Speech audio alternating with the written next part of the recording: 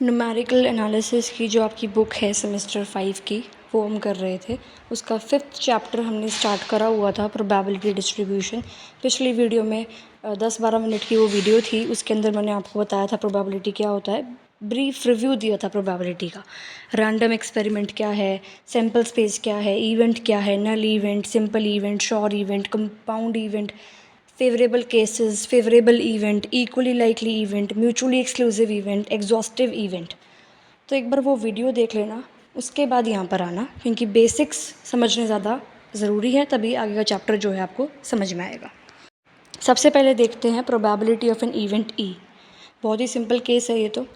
अगर आप एक कॉइन को टॉस करते हो तो टोटल पॉसिबल आउटकम्स कितने हैं? 2, या तो हेड आएगा या टेल आएगा। और अगर मैं आपको एक इवेंट बना के दे दूँ कि हेड कितनी बार आएगा, तो एक बार आएगा, तो प्रोबेबिलिटी क्या हुई? Favourable outcome upon total outcome, यानी कि 1/2। और 2 क्या है? Basically number of elements in sample space. Sample space क्या होता है बताया था मैंने आपको, कि अगर आप एक एक्सपेरिमेंट कर रहे हो और उस एक्सपेरिमेंट के जितने भी पॉसिबल इवेंट है उसको अगर आप एक सेट में डाल देते हो, तो वो जो सेट है उसको हम कहते हैं सैम्पल स्पेस। और इवेंट क्या है? उस एक्सपेरिमेंट का कोई सैम्पल स्पेस का कोई सबसेट। तो इवेंट में क्या है?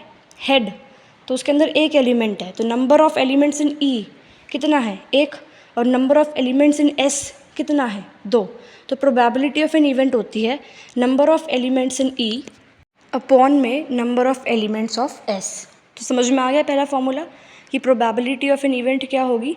Number of elements in E upon में number of elements in S. और सबको पता है कि प्रोबेबिलिटी किसी इवेंट की 0 और 1 के बीच में होती है ना? 0 भी हो सकती है और 1 भी हो सकती है। 0 से छोटी यानी कि नेगेटिव प्रोबेबिलिटी नहीं हो सकती, और 1 से बड़ी भी प्रोबेबिलिटी की वैल्यू नहीं हो सकती। किसी इवेंट की प्रोबेबिलिटी 0 कब होगी? जब कोई इवेंट आपका इम्पॉसिबल इवेंट है, राइट? अगर मैं बोलूँ आप एक डाई फेंक रहे हो, तो आपका आउटकम क्या है? 1 2 3 4 5 6। और अगर मैं बोलूँ कि आपके डाई फेंकने पे आंसर 7 आ गया, यानी कि डाइस के ऊपर 7 लिखा आ गया, तो ऐसा तो नहीं हो सकता अनटिल अनलेस वो एक फेयर डाइस है, ठीक है? तो उसकी प्रोबेबिलिटी क्या हो गई 7 आने की? एक डाई फेंकने पे 0, तो वो एक इम्पॉसिबल इवेंट है। श्योर इवेंट की प्रोबेबिलिटी होती है 1। मैं बोलूँ आप एक कॉइन टॉस कर रहे हो, तो हेड आएगा या टेल आएगा, तो हेड और टेल आने की प्रोबेबिलिटी 1 हो जाएगी, ठीक है? क्योंकि श्योर बात है तो 100% यही होगा कि अगर आप एक कॉइन फेंक रहे हो, कॉइन टॉस कर रहे हो, तो हेड आएगा या टेल आएगा। तो probability of a sure event क्या होती है? 1 होती है, ठीक है? अब देखो, अगर मैं बोलूँ कि प्रोबेबिलिटी ऑफ ई अगर है 1/2, तो प्रोबेबिलिटी ऑफ नॉट ई क्या होगी? 1 - 1/2। जैसे अगर मैं बोलूँ कि एक क्लास में 10 स्टूडेंट्स हैं जिसमें से 6 तो गर्ल्स हैं, तो नॉट गर्ल्स कितनी होगी? Total minus number of girls, तो 10 - 6 यानी कि 4 नॉट गर्ल्स, यानी कि 4 बॉयज़ हो गए, राइट? तो ऐसे ही इसमें है 1 माइनस में probability of event E will be equal to probability of not E, ठीक है? तो प्रोबेबिलिटी ऑफ नॉट ई क्या होगा? Number of elements in not E upon में number of elements in S. तो नॉट ई एलिमेंट्स निकालने कई बार मुश्किल हो जाते हैं क्वेश्चंस में, तो अगर आपको पता है प्रोबेबिलिटी ऑफ एक इवेंट क्या है, तो आप 1 में से उस इवेंट की प्रोबेबिलिटी माइनस कर दो, प्रोबेबिलिटी ऑफ नॉट ई आ जाएगी, ठीक है? तो ये फार्मूला समझ में आ गया होगा कि probability of not E is equal to 1 minus probability of E. और प्रोबेबिलिटी ई माइनस में उसको उधर शिफ्ट करेंगे तो प्लस में बन जाएगा, तो फॉर्मूला बन गया कि प्रोबेबिलिटी ऑफ ई प्लस में probability of not E is equals to 1। बहुत ही सिंपल सा फॉर्मूला था, आई होप क्लियर हो गया होगा। एक फॉर्मूला और है जो कि इस रिमार्क में दे रखा है कि अगर सैम्पल स्पेस के अंदर एलिमेंट्स हैं W1 W2 W3 से लेकर Wn तक, यानी कि सैम्पल स्पेस जो सेट है S, उसके अंदर n एलिमेंट्स हैं जिसको आप डिनोट कर रहे हो W1 W2 W3 से लेकर Wn तक, ठीक है? तो प्रोबेबिलिटी ऑफ इवेंट ई हो जाएगी प्रोबेबिलिटी ऑफ W आयोटा, और सिग्मा जाता है 1 से n तक, for all WI belonging to E। बहुत ही सिंपल सा फॉर्मूला है, जो फॉर्मूला आपको दे रखा है ना कि probability of E is equals to sigma I 1 से n तक जा रहा है इनटू में प्रोबेबिलिटी ऑफ WI। यानी कि आप क्या कर रहे हो इसमें, I की जगह 1 2 3 4 5 6 n तक रख रहे हो, क्योंकि सिग्मा की वैल्यू 1 से n जा रही है। अगर सिग्मा खोलना आता तो बहुत सिंपल फॉर्मूला लग रहा होगा आपको। Basically probability of E is equal to sigma of PWI, जहाँ पे आयोटा की वैल्यू जो है 1 से n जा रही है, तो इसका मतलब ये है W1 plus W2 plus W3 plus W4 plus W5 से लेके प्लस प्लस प्लस करते जाओगे WN तक। तो प्रोबेबिलिटी ऑफ E हो गई W1 W2 W3 से लेकर WN तक, सबको ऐड कर दो। ये बेसिकली इस रिमार्क में बताया गया है। अब देखते हैं probability of equally likely outcomes. तो अगर S एक सैम्पल स्पेस है किसी रैंडम एक्सपेरिमेंट का और S एक सेट है, तो उसके अंदर कुछ एलिमेंट्स होंगे और एलिमेंट्स को हमने डिनोट कर दिया W1 W2 W3 से लेकर WN तक।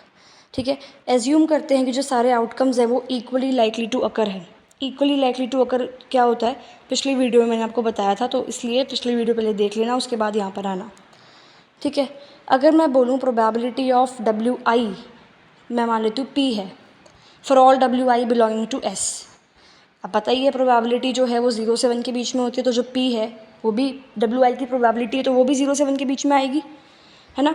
अब जो मैंने आपको रिमार्क कराया है उसके अकॉर्डिंग प्रोबेबिलिटी क्या होनी चाहिए, 1, राइट, क्योंकि मैक्सिमम प्रोबेबिलिटी 1 ही तो होती है, 1 से ज़्यादा प्रोबेबिलिटी तो हो नहीं सकती। अब जो ये आपका लिखा है बाय डेफिनेशन PWI की प्रोबेबिलिटी 1 होगी, यानी कि PWI I की वैल्यू 1 से N तक लेके जा रहे हो, फिर हर एक टर्म को ऐड कर रहे हो, ये चीज़ लिखी हुई है। तो P को आप N टाइम्स ऐड कर रहे हो तब जाके 1 आ रहा है। ठीक है, तो P को N टाइम्स ऐड कर रहे हो। अगर मैं 2 को 3 टाइम्स ऐड करूँ, 2 + 2 + 2 6 आ गया, तो उसको मैं 3 × 2 भी तो लिख सकती हूँ कि 2 को मैं 3 बार ऐड कर रही हूँ, तो 2 × 3।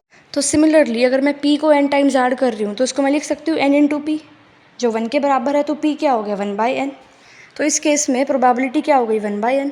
तो अगर E इवेंट है सच दैट सैम्पल स्पेस में N एलिमेंट्स हैं और E इवेंट में M एलिमेंट्स हैं, तो each outcome is equally likely है, तो प्रोबेबिलिटी क्या होगी, M/N। सिंपल है, इसमें क्या है, कुछ भी नहीं है। प्रोबेबिलिटी ऑफ एन इवेंट एक इक्वली लाइकली इवेंट है, तो उसकी प्रोबेबिलिटी क्या होगी, number of favourable outcomes by total possible outcomes. तो फॉर्मूला तो सिंपल है, बस जो इसने डेरिवेशन करवा रखी है वो थोड़ा सा समझने का कॉन्सेप्ट था आपका। फिर कुछ रिजल्ट्स दे रखे हैं प्रोबेबिलिटी पे कि प्रोबेबिलिटी जो है वो नॉन नेगेटिव होती है, इम्पॉसिबल इवेंट की प्रोबेबिलिटी 0 होती है, सिमिलरली श्योर इवेंट की प्रोबेबिलिटी 1 होती है, प्रोबेबिलिटी 0 और 1 के बीच में लाई करती है हमेशा। और if the event A implies the event B, यानी कि इवेंट A होता है तो इवेंट B होना मस्ट है। ठीक है, बारिश होती है तो ह्यूमिडिटी होनी मस्ट है, राइट। तो event A implies event B, तो इवेंट A अगर होता है तो इवेंट B होगा, मस्ट होगा ही होगा। तो उस केस में क्या होगा, इवेंट A की प्रोबेबिलिटी या तो इवेंट B के बराबर होगी या उससे कम होगी।